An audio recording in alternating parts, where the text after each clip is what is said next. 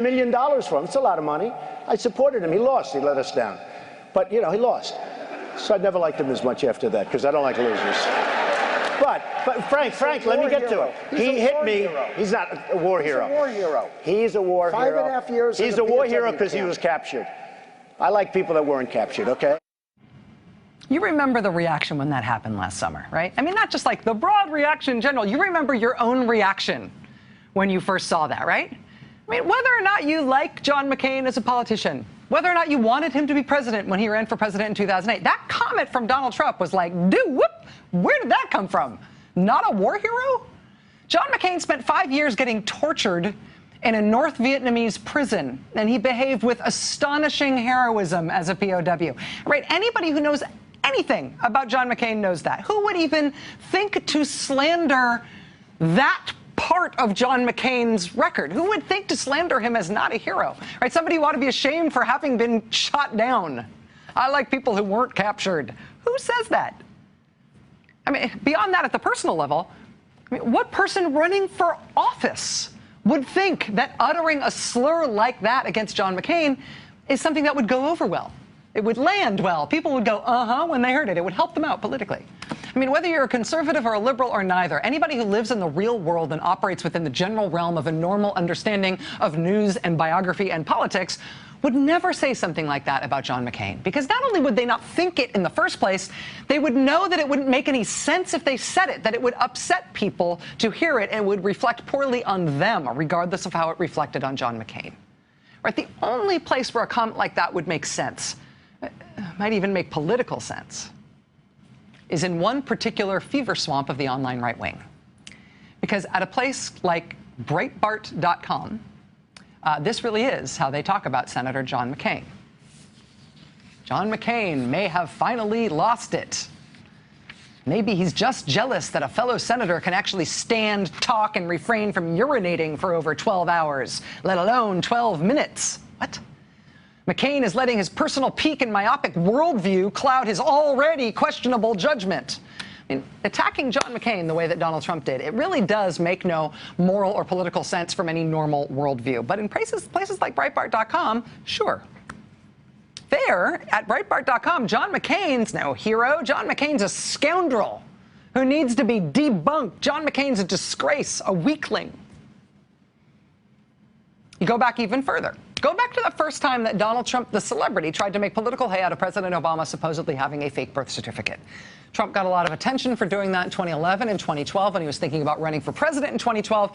But he first did it in 2009. And when he did it in 2009, Breitbart.com, right, under a normal political calculus, that would seem like a weird issue for somebody who wanted to run for president to plant his flag on. But in 2009, at Breitbart.com, when Donald Trump went there on the birth certificate thing, they praised him as a hero, as a selfless, patriotic American hero for bringing up President Obama's secret foreignness and not having a real birth certificate.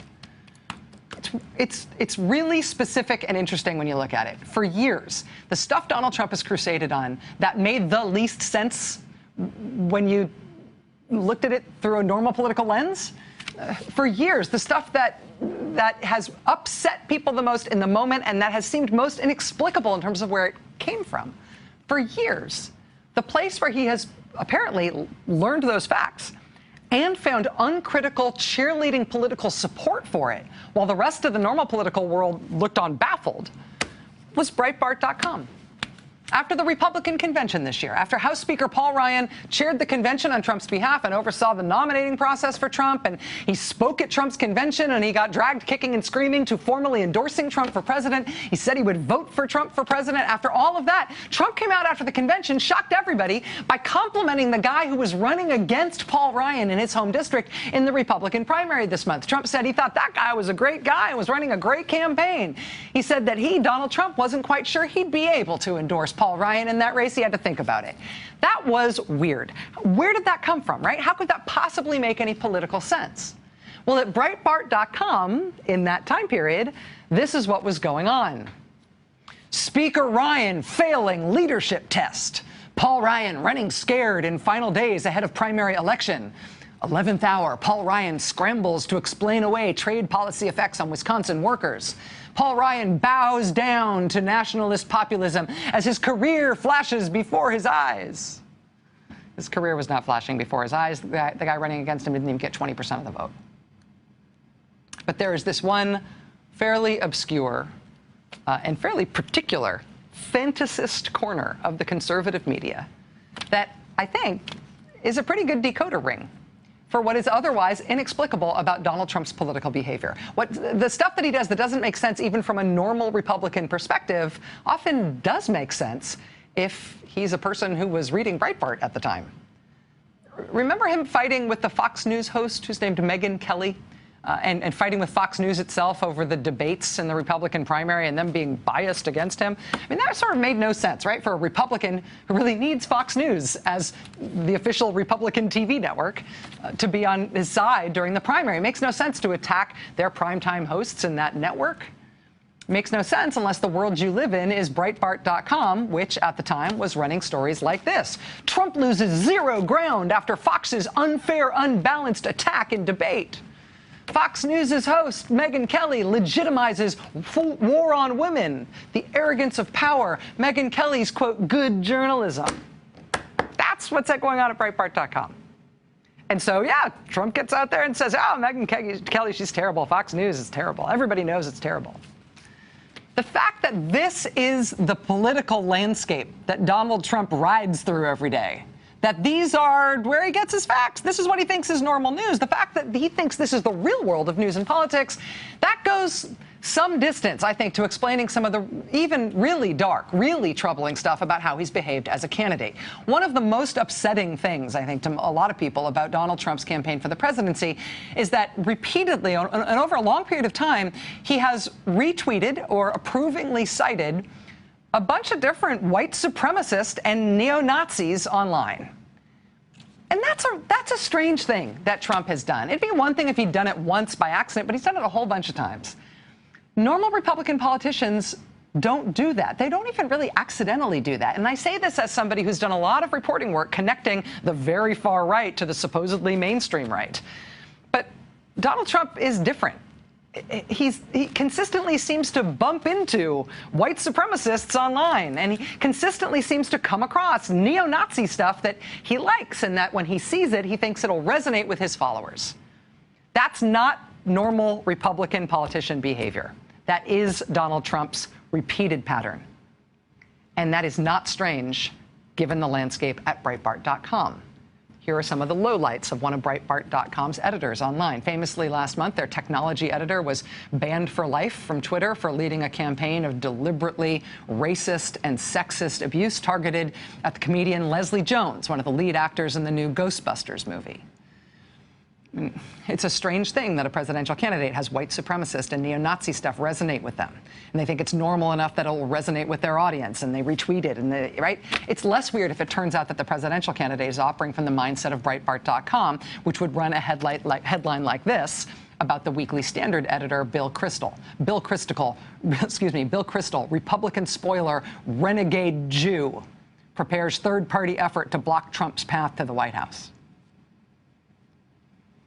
So this campaign story operates at two levels. On the one level, the Donald Trump campaign is doing very badly, and they're picking up new leadership. Got it.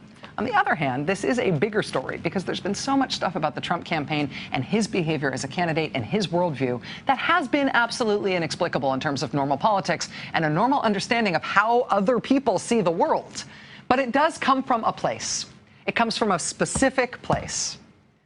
And now he has named the chairman of Breitbart.com to be the chief executive of his presidential campaign. A lot of the weirdest things about Donald Trump and the most offensive and outrageous things about Donald Trump come from a specific place. He has now decided to live in that place full time. Hey there, I'm Chris Hayes from MSNBC. Thanks for watching MSNBC on YouTube. If you want to keep up to date with the videos we're putting out, you can click subscribe.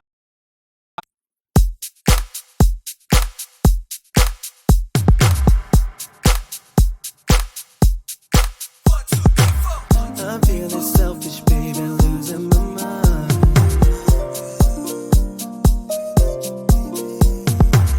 This drink in my cup ain't doing me right, 'cause I'm feeling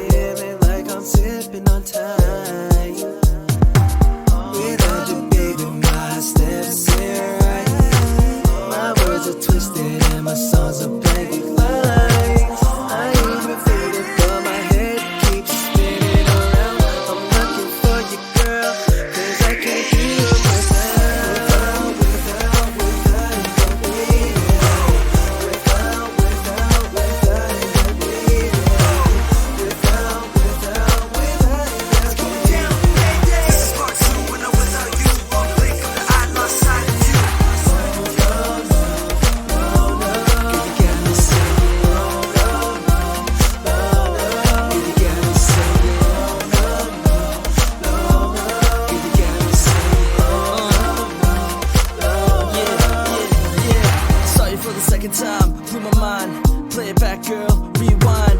Without you, girl, I don't know what I do. KBH on the remix, part 2.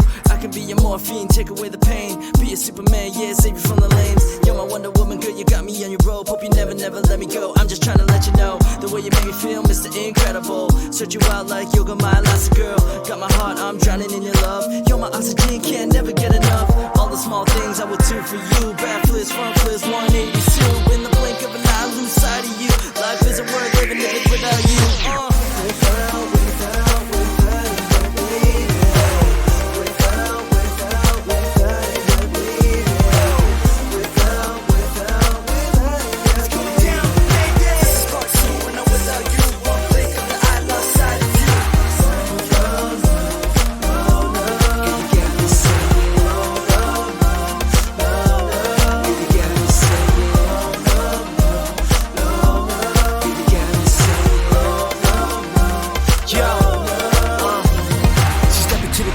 Wants a cold check, high heel strap and the body on check. Something like a Maserati when she walk by, keeping at a distance cause shot is too fly. Cause the roof's on fire, she only getting higher. Lust is required, let me give you your desire. The vision of your beauty just stuck in my dome. Try to let me in like an invitation to your home. Without you, baby, we don't make one. Cause you're like my bullet and my loaded gun. Blood drawn, got me so sprung, hanging on tight like I'm on the run. Like the mafia, you made me who I am. I made man, but before I met you, I was acting like a good 10. Without you, it's like I'm locked in the pen. Do the night thing again and again.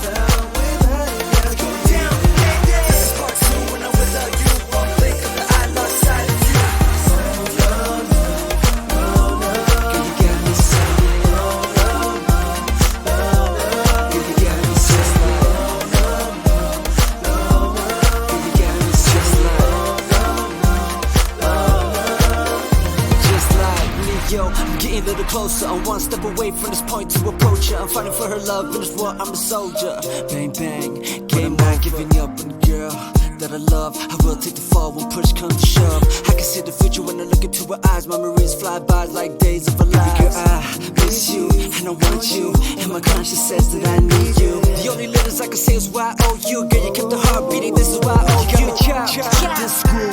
I swear to God that I'm tripping.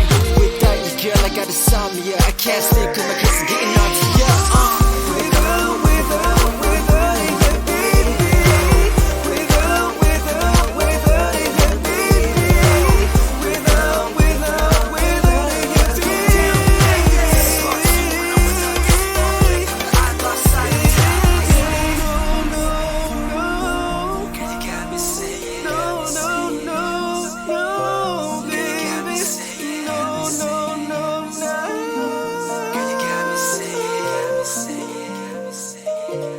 Girl, you got me saying